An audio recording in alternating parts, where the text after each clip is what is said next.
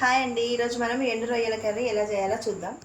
ముందుగా ఎండు రొయ్యలన్నిటిని ఈ విధంగా నీట్గా క్లీన్ చేసి పక్కన పెట్టుకోవాలి.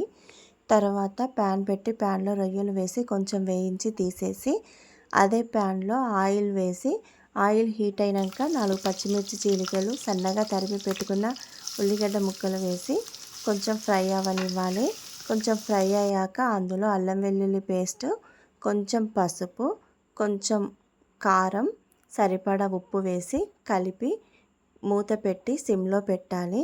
ఈ ఆనియన్స్ అంతా సిమ్లోనే ఉండాలండి, అలా అయితేనే ఆనియన్ మంచిగా ఫ్రై అవుతుంది.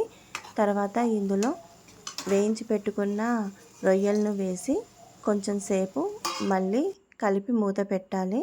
ఒక 5 మినిట్స్ తర్వాత చూస్తే రొయ్యలు ఫ్రై అయినట్టు మనకు ఆల్మోస్ట్ తెలిసిపోతుందండి, ఎందుకంటే రొయ్యలన్నీ ఎర్రగా మంచిగా ఫ్రై అవుతాయి.